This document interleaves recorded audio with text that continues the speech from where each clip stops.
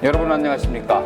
세종 SMS 기자협회가 공동으로 주최한 지자체장과의 만남의 시간에서는 지난달 초 새로 출범한 지자체장들은 과연 어떠한 정책으로 지자체를 이끌어 나갈 것이며 현재 안고 있는 지자체들의 현안 문제들을 어떻게 해결할 것인가에 대해서 알아보도록 하겠습니다. 오늘은 그 첫 번째 순서로 시정 4기를 맞이한 세종특별자치시 최민호 시장과 함께하는 시간을 마련했습니다. 최 시장님 안녕하십니까? 안녕하세요. 바쁘신데 오늘 시간 내주셔서 감사합니다. 아이고 감사합니다. 그 많은 정치 평론가들, 유권자들이 예상을 민주당이 할 것으로 했거든요. 그런데 그 아성을 뒤집고 이렇게 세종시장에 당선된 것을 먼저 축하를 드립니다. 고맙습니다. 먼저 시장께서 시민들께 한번 인사 한번 좀 부탁드리겠습니다. 안녕하세요, 세종시민 여러분.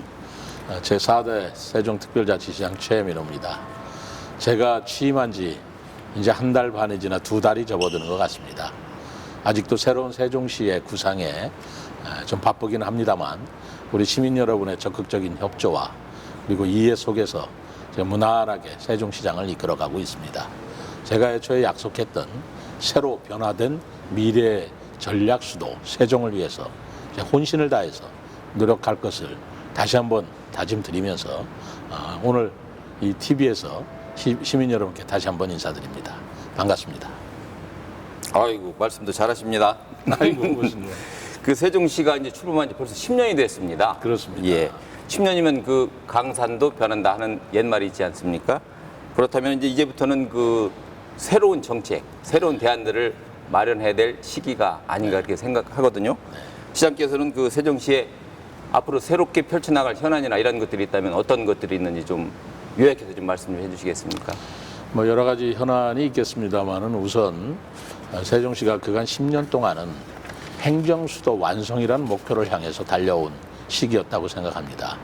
그러나 10년이 지난 만큼 앞으로는 행정수도 완성을 뛰어넘어서 미래 전략의 중심 도시로서의 진짜 수도 기능을 하는 도시로 탈바꿈해야 된다, 진화해야 된다라고 생각하고 있습니다.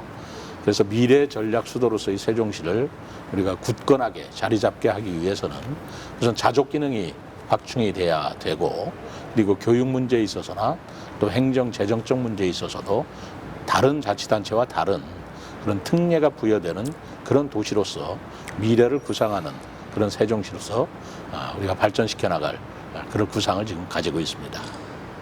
예. 그 최근 윤석열 정부가 출범을 하면서 그 120대 국정 과제를 발표하지 않았습니까? 네. 예. 그 120대 국정 과제 중에서 특정 지역을 과제 목표로 제시한 곳이 유일하게 세종시였습니다. 맞습니다. 예. 그 점에 대해서 어떻게 생각하고 어떤 의미를 주고 있는지 좀 부탁드립니다. 그때 그 발표를 보고 저는 굉장히 가슴이 좀 설레었어요. 그러셨겠죠. 예. 그리고 굉장히 기뻤습니다. 예.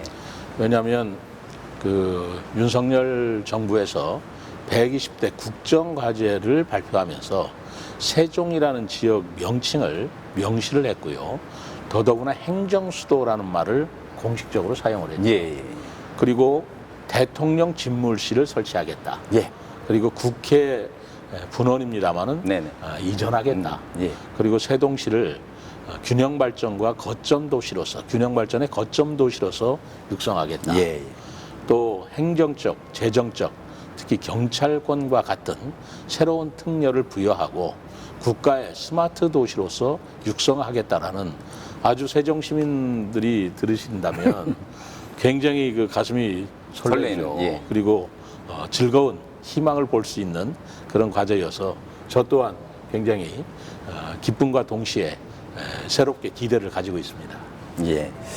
그 금방 말씀하셨듯이 그 대통령 집무실을 세종시에 설치하는 계획이 잡혀 있지 않습니까? 네네. 많은 시민들이 말씀하셨듯이 좀 네. 가슴도 설레고 네. 좀 뿌듯함도 느끼시고 그럴 텐데 그 청와대와 그 발을 맞춰서 어떤 거기에 좀 같이 뭐 추진하는 그러한 계획들이 있으신가요? 지금 윤석열 정부에서는 네. 2027년경에 대통령 집무실을 여기에 설치하는 것으로 예. 이렇게 공식적으로 발표를 했습니다. 그렇죠. 예. 또 그 시기에 맞추어서 국회 분원도 이전하겠다. 네. 근데 이렇게 되면 더더구나 국회 분원 이전에 그 이전 부지가 지금 여의도의 국회 분원, 국회 우리 부지보다 예, 예. 거의 2배에 가깝게 넓은 부지예요. 예. 그렇다면 오히려 이 국회 분원이라고 하지만 네네. 우리 그 대한민국의 상징인 국회가 세종시에 또 정체성을 나타내는 그런 건물이 들어설 수 있을 거고요. 아유, 그럼요. 예. 더더구나 대통령 집무실이 지금 청와대가 네네. 없어지고 예. 지금 용산 대통령 집무실을 사용하고 있지 않습니까? 그렇죠. 예. 그런 국방부 건물이었는데 네네. 새롭게 청와대 집무실을 여기서 건설이 된다면 예. 또 하나의 또 우리 도시의 중요한 그런 시설로서 자리 잡게 되겠죠. 예. 우리 시민들의 기대가 큽니다. 예. 한마디로 그 명실상부 말만이 아니라 정말 그 행정 특별 도시가 되는 거겠죠. 그렇습니다. 예. 그리고 좀 뭐 좋은 일이 있었던 것으로 알고 있습니다. 그 뭐 출범 초기에 매니페스토 약속 대상 뭐 수상이라는 그 호재가 있었던 것으로 네. 알고 있거든요. 네. 매니페스토 약속 대상 굉장히 어렵습니다. 좀 아이고, 그 복잡하고. 자치단체장들이 굉장히 부담스러워하는. 아, 그런 겁니까? 좀 설명 좀 그럼 부탁드리겠습니다. 그 매니페스토라고 하는 것은 이제 자치단체장들이 네네. 공약을 걸지 않습니까? 예. 선거 전에. 예. 그 공약을 걸고 그 공약대로 얼마나 이행하고 있는가. 예. 그것을 점검하고 평가하는 그런 평가예요. 예. 근데 이번에 매니페스토 그 약속 대상에서 예. 제가 지방선거 부분에 선거 공보 분야 아. 그래서 최우수상을 받았습니다. 아이고 축하드립니다. 그 내용은 좀 쑥스럽긴 합니다만 네네. 우선 지방선거로서의 공약 내용이 굉장히 짜임새가 있다. 예. 그리고 그 내용도 상당히 그 설득력이 있고 신뢰성이 있다. 그리고 그거를 시민들한테 잘 설명을 했다. 아. 뭐 그런 내용으로 아마 전국 자치단체 중에서 제가 제일 잘했다고 그렇게 평가를 받은 것 같습니다. 예. 감사하게 생각하고 예. 그 공약, 공식적인 약속인데 네. 이게 늘 빌공짜 공약이 되는데 네. 그것이 정말로 공식적인 약속이 되는가 안 되는가를 유심히 지켜보겠다. 네. 이제 뭐 그런 얘기겠죠? 아 이거 부담스럽습니다. 예. 다시 한번 축하드리고요. 감사합니다. 예. 근데 이제 또 세종시가 안고 있는 좀 문제도 없지 않아 있습니다. 네.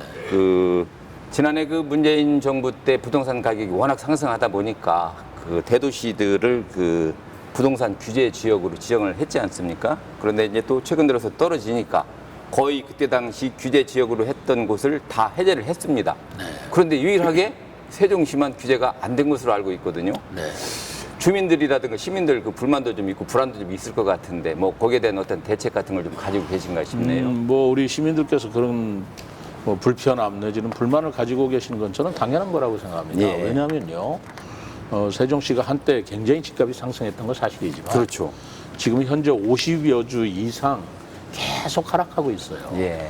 그래서 과거 2020년도에 상승한 분만큼 이제는 완전히 원상 회복됐고 그 이하로 좀 하락될 걱정들을 하고 있는 그런 상황입니다. 그렇죠. 예.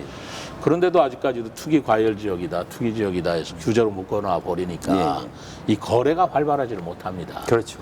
근데 그 거래가 활발하지 못한 이유 중에 다른 것들은 그 투기 규제 지역, 삼중 규제에 완화시킬 조건을 다 충족을 했는데 아, 이 청약 경쟁률이 5대1 이상으로 높다라는 이유 때문에 이 규제가 완화되지 못하고 있는 것이에요. 뭐니 거기 그런데 왜 5대1 이상으로 여기가 청약 경쟁률이 높냐? 그럼 너무나 당연하게도 세종시는 지역 주민들이 청약하는 거 말고 예. 전 국민들이 다 청약을 할 수 있도록 돼 있습니다. 전국적 호재가 있으니까. 예, 그러면 세종시에 아파트가 나오면 예. 전 국민이 다 청약을 할 수 있도록 터놓으니까 당연히 경쟁률이 높을 수밖에 없고 제가 생각할 때는 이런 상황이라면 5대1로 떨어질 가능성이 아주 적죠.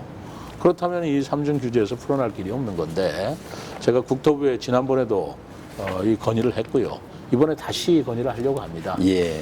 그래서 세종 시민들한테 청약 말하자면 비율을 지금 현재는 60%까지밖에 안 주고 있는데 그걸 80%까지 올려달라. 그리고 또한 삼중 규제도 예. 좀 완화시켜달라고 지속적으로 지금 건의를 하고 있는 상태입니다. 예. 얼마 전 뉴스를 보니까 뭐 하여튼 그 세종시의 그 공실률 네. 전국 1위로 지금 나왔거든요. 네, 뭐 거기에 대한 좀 뭐 대책도 좀 있어야 주민들이 좀 안심할 것 같은데. 네, 네. 제가 어제 8월 9일이죠. 이 부분에 대해서 발표를 했습니다. 네. 상가 공실 문제가 굉장히 심각하고요. 예.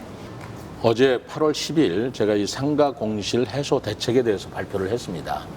왜냐하면 지금 말씀하신 대로 이 상가 공실이 전국 평균의 약 1.5배로 높습니다. 그러다 보니까 우리 경제 활성화에도 지장이 많고요. 우리 소상공인들은 굉장히 어려움을 겪고 있죠. 그래서 이 상가 공실을 좀 해소하는 그런 대책으로 우선 세종시는 이 상가에 허용하는 업종이 그동안 규제를 많이 했었습니다. 그래서 이번에 그 기존의 상권하고 부딪히지 않는 범위 내에서는 상가 공실의 업종 허용을 대폭적으로 제가 완화를 시켰습니다. 그럼으로써 이게 BRT 상가라든가 수변 상가에서는 이제까지는 업종이 들어오지 못했던 그런 상가들도 그런 업종들도 입주할 수 있도록 풀었고요.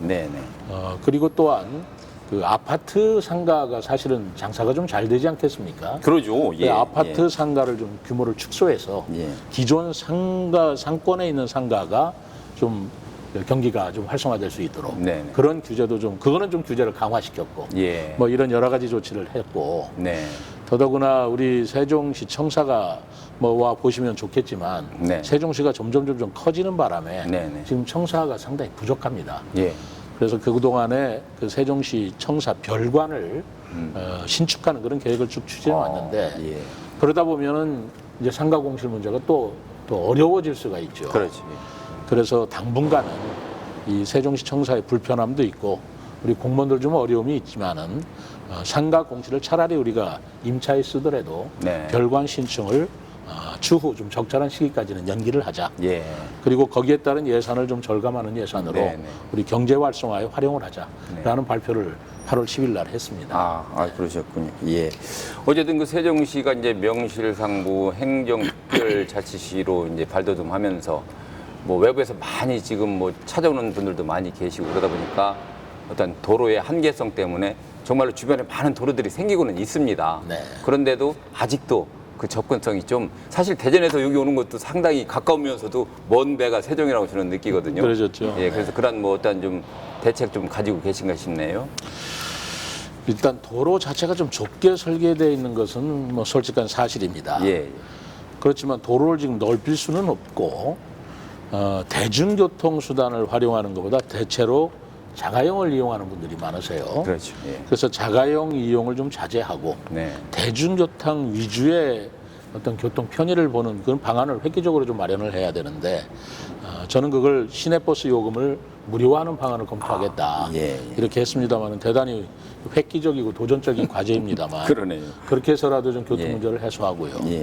두 번째는 철도를 건설해야 된다. 그래서 충청권 광역철도라 해서 대전에서 세종, 조치원 그리고 오송을 거쳐 청주공항까지 이르는 그 제4차 국가철도망 계획이 국가계획으로 확정은 됐습니다만 조속하게 착공이 될 수 있도록 좀 촉구를 하고 있고 그거는 충청권 4개 시도지사가 함께 협업을 하고 있습니다.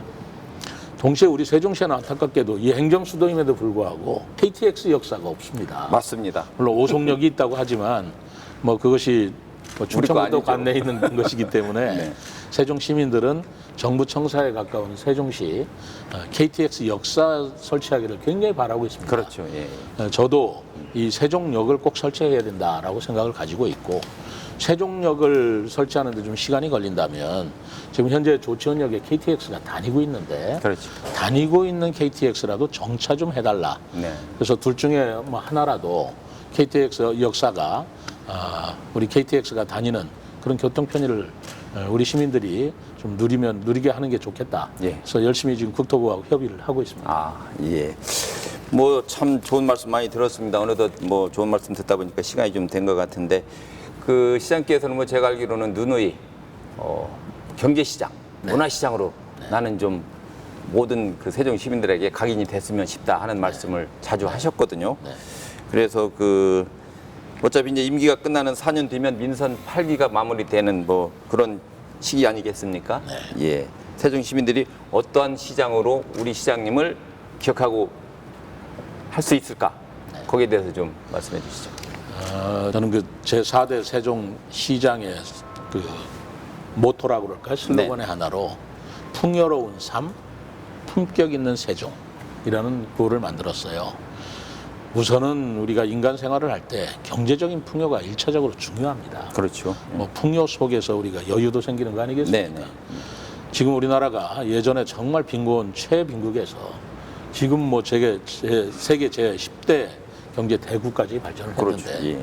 그렇지만 아직도 요즘에 경제 문제가 굉장히 어렵죠. 그래서 일단 경제를 좀 풍요롭게 하는 게 중요하다라고 생각을 했고요. 경제적으로 좀 풍요로워졌을 때 우리 인간이 추구해야 될 것은 저는 품격이라고 생각을 하고 있습니다. 정신적인 여유도 있고요. 네. 교양, 매너, 지성 이런 것들을 갖춘 그런 시민들. 그것이 정말 세종시가 행정수도로서의 시민의 모습이 아닌가 생각을 하는데 그러한 시민들의 품격을 갖추게 하기 위해서 문화예술이 굉장히 필수적이라고 생각을 하고 그렇죠. 예. 그래서 경제로 시작을 해서 풍요로운 삶을 누리게 하는데 저의 역량을 기울이지만 중국에서는 품격 있는 인간의 삶, 네. 품격 있는 시민의 삶을 추구했던 그런 시장으로 기억되고 싶다는 말씀이었습니다. 그렇죠. 이제 세종시가 뭐 참 겉으로는 굉장히 발전을 많이 합니다. 그런데 이제 거기에 뒷받침할 수 있는 문화, 그죠? 이제 그런 것들이 함께 어우러지는 그런 시를 만드시겠다 그런 말씀이시죠? 그렇습니다. 예, 예. 어쨌든 뭐 많은 시간 감사드리고 끝으로 뭐 이제 끝이니까 한번 좀 클로징 멘트 네. 해주시죠. 우리 세종 시민 여러분들께서는 그 제4기 시정을 맞이해서 새로운 무슨 국정과제에도 표현이 되어 있습니다만은 새로운 세종의 모습을 향해 큰 그림을 그리고 있는 새로운 시장의 모습을 좀 기대해 보실 것이라고 생각합니다. 뭐 경제, 문화 이런 것도 중요하지만 행정 수도를 넘어서서 미래 전략적인 기능을 하는 수도로서 특히 미래는 젊은이들의 세계 아니겠습니까? 그렇죠. 이 세종시에 가장 많이 살고 있는 청년 젊은이들이 바로 세종시에서 새로운 삶의 미래를 꿈꾸는 그런 삶을 살 수 있도록 제가 최선을 노력을 다하겠습니다. 저의 또 하나의 구호가 창조와 도전의 미래 전략 수도 세종이 하나 있고요. 그 다음에 풍요로운 삶, 품격 있는 세종이 두 번째고요. 바로 그런 미래를 꿈꾸는 젊은이들을 위해서 세종이 미래다라는 구호를 제가 제창하고 네, 있습니다. 아 멋있습니다. 많이 기대해 주시기를 바랍니다. 세종이 미래다. 아이고 괜찮습니다. 감사합니다. 예. 하여튼 오늘 바쁘신 와중에 이렇게 시간 내셔서 고맙습니다. 고맙습니다. 예. 네. 세종 SNS 공동기자협회가 주최한 지자체 장과의 만남의 시간. 오늘은 그 첫 번째 순서로 세종특별자치시 최민호 시장과 함께하는 시간을 가져봤습니다. 저는 홍충기였습니다. 감사합니다.